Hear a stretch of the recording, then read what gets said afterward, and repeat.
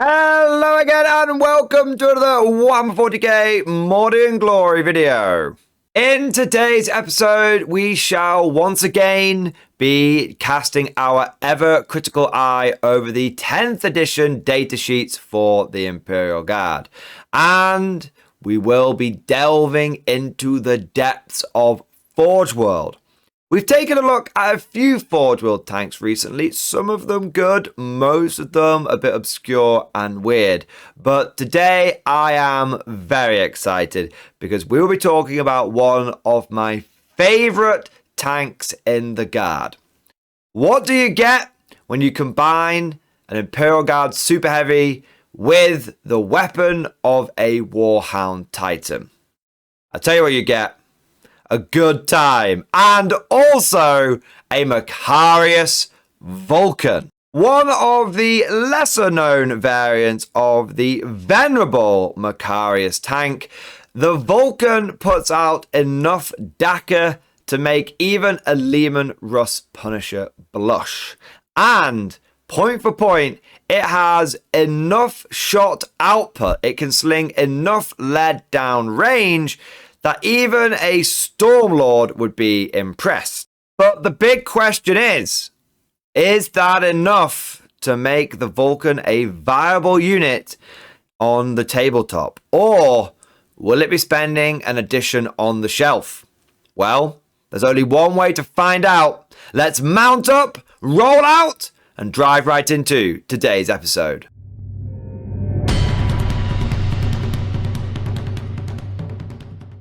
As is tradition, I will start off with a brief overview of what the hell the Macharius Vulcan actually is. Essentially, it's a variant of the Macharius tank, but instead of rocking twin battle cannon, this thing has got a Vulcan Mega Bolter strapped to the top of it. At its core, it's still a big guard tank. It's one of the lighter super heavies that the Guard gets, but it's still got a very durable profile and it puts out a lot of firepower. But it is geared more towards being anti-infantry. That's just the nature of its main weapon. But you know what? Rather than talking in high-level vagaries, let's start getting into the nitty-gritty detail. This vehicle has a movement value of 9 inches, which does put it in line with other Guard Super Heavies, such as the Baneblade, but does mean it is slightly slower than the average vehicle in your motor pool. Most Guard vehicles have a movement value of 10 inches. Now, the Macharius Vulcan shouldn't realistically struggle with keeping up with the rest of the armored push, but on the terrain heavy boards of competitive 10th edition, you might find that lacking that 1 inch makes it just a little bit harder to sneak around the corner and get that firing angle. I wouldn't worry about it too much, but I would keep it in the back of your mind when you're thinking about where you're going to deploy this thing and how many turns it might take to get line of sight onto the enemy. On a more positive note, the Vulcan is packing a very chunky defensive stat line. Toughness 13 means that most weapons in the game will be wounding you on 6s, and even heavy anti-tank weapons such as las cannons, very much the go-to for most armies, will be wounding you on 5s, and that makes a big difference. You've then got a 2+ save, which means that if someone does hit you with an AP1, AP2 weapon, you're still on a 4+ save. And if they hit you with something big, you're going to be on a 5+ save. And if you get cover, well, it just means it makes it very hard for your opponent to slip a wound past your save value.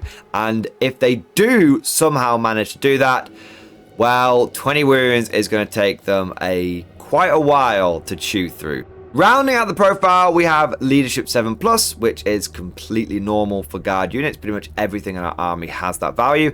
And then we have a very welcome Objective Control of 8.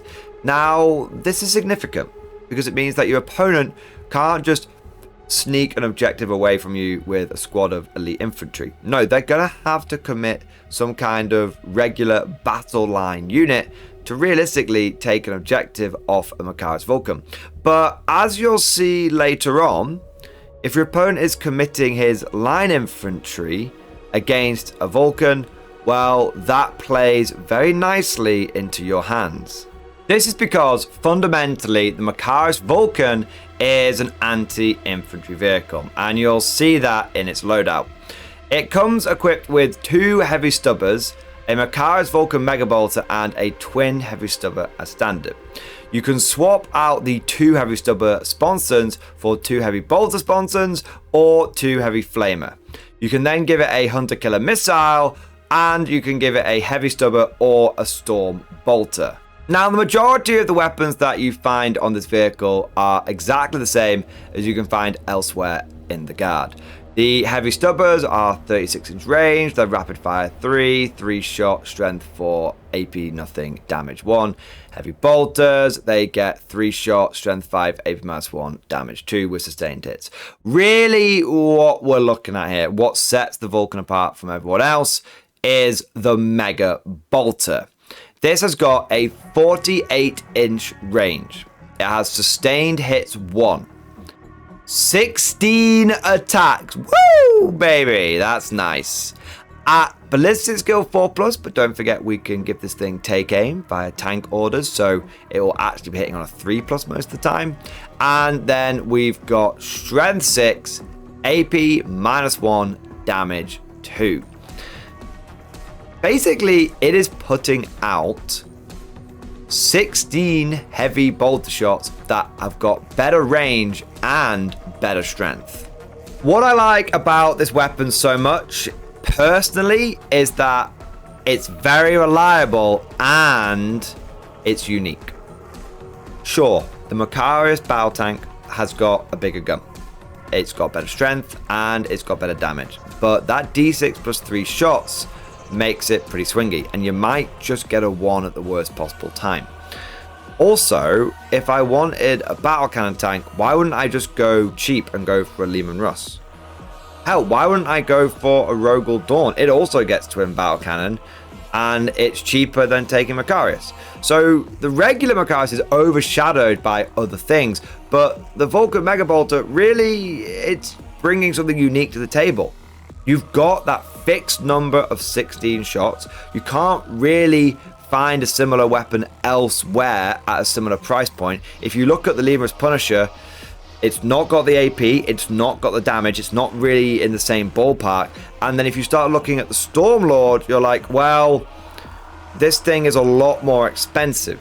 It's 100+ points more for the Stormlord, and that's because you're paying for the carrying capacity. So what I like about Macharius that is like, look, we're not messing around here. Do you want basically a discount Stormlord? That's how I like seeing this thing. It's like, do you want the Stormlord, but you've got no interest in packing it full of infantry? Are you really just taking it for the main gun because you think that's the cool bit? Well, you know what? Here's the Macharius Vulcan. It's not the cheapest tank we've got, but it's going to do the same job as Stormlord at a discount, and it's going to do that job better than the equivalent in Leman Russ Punishers. Attention Guardsmen, this is an announcement by the Departamento Militarum. Element Games is an official sponsor of the Mordianglorytv channel. They offer up to 20% off Warhammer 40k and 10% off Bolt Action and other game systems. Use the link down in the description to save money and support the channel. Anyone not using the link will be referred to the local commissariat. Also, don't forget that if you use referral code TIM3921, then you will receive double store credit, saving even more money on your future purchases.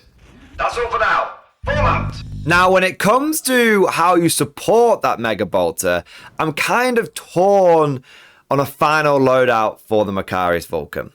Because on the one hand, I like the idea of just as many shots as possible, pure Daka. And you go for the Mega Bolter, and then you go for the 2 heavy stubber sponsons, and then you've got the twin heavy stubber, and then you've got the heavy stubber on top. So you've got 4 stubbers in total, each one putting out 6 shots. That is going to be 24 shots, plus you've got the 16 from the Vulcan Mega Bolter. So you're looking at 40 shots from a single tank.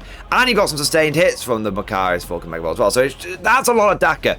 But on the other hand, I really think that the heavy bolters pair very nicely with the Mega Bolter. Because they're very similar. The only difference really being the strength and the range. And so you would end up with 2 heavy bolters, which have got sustained hits, and they need to have the mega bolter. And between those 3 guns, you would have 22 shots with sustained hits, AP 1, damage 2. You get take aim on that, and you get some sort of reroll 1s to hit, probably from a sentinel.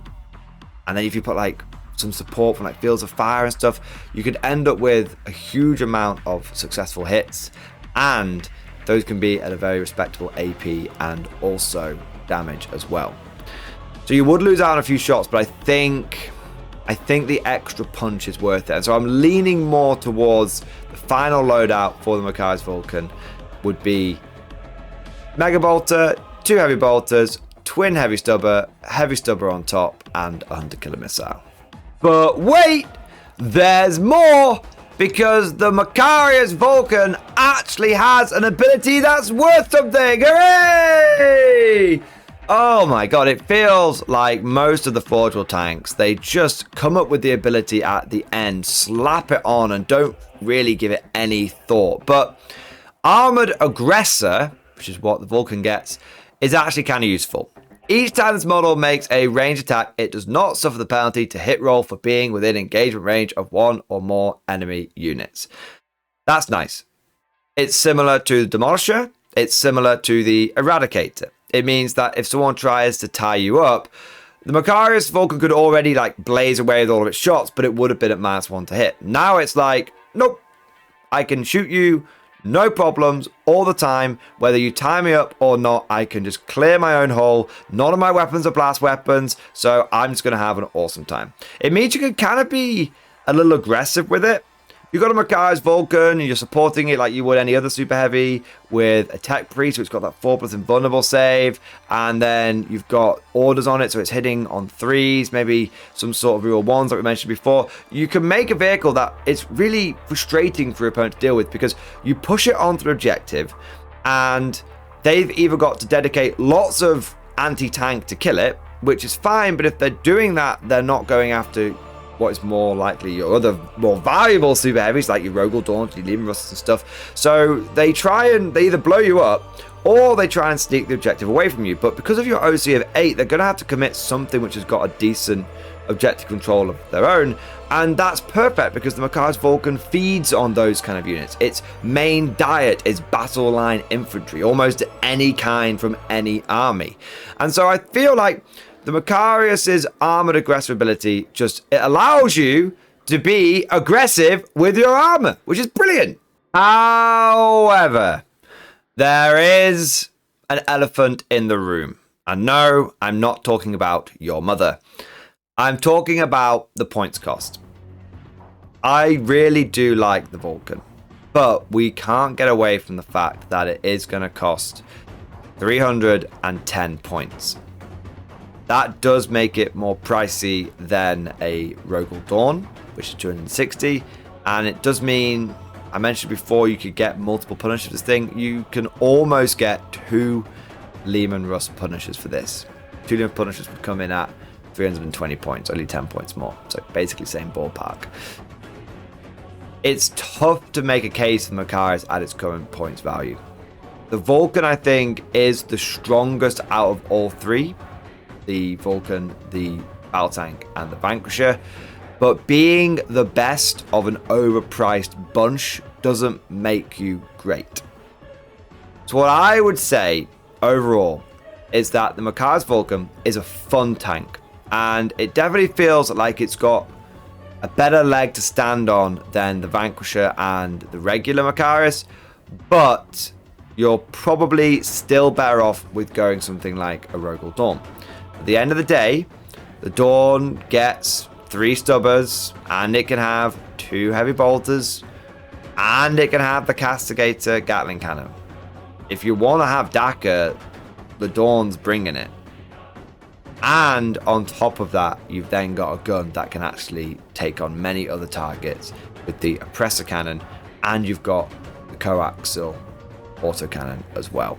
So sadly, it looks like the Macharius is still going to be overshadowed by the Rogel Dawn. But of course, all of this is just like my opinion, man. Let me know what you think down in the comment section below. What is your favorite variant of the Macharius, and which one do you think is the most powerful? If you enjoyed today's video, don't forget to smash that like button and subscribe to never miss an episode. Would you like to know more?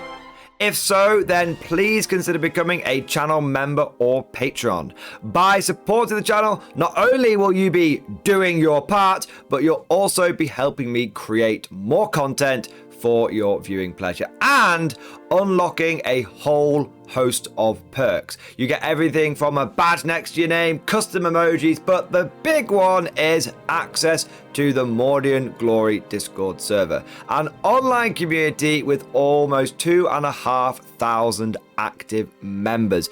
It's always popping off in the MG Discord. We've got channels for army lists, hobbying, tactics, stories, and even a pretty spicy meme section as well. For all you greenhorns that wanted to see the Mordian Glory Hole, today is your lucky day.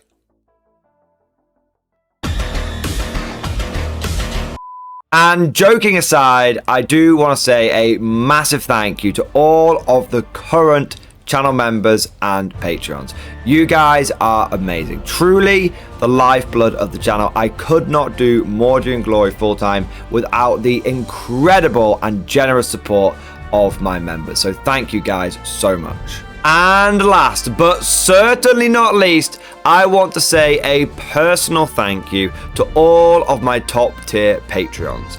These are the War Masters, the people who have truly gone above and beyond the Call of Duty.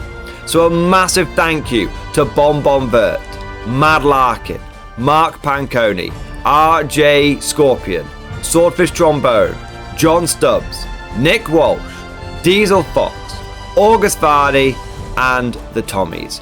Thank you guys, your incredible support makes a huge difference, and it is a big part of how I'm able to do Mordian Glory full time. But that's all for now. Thank you for watching, and of course, as always, I'll see you guys next time.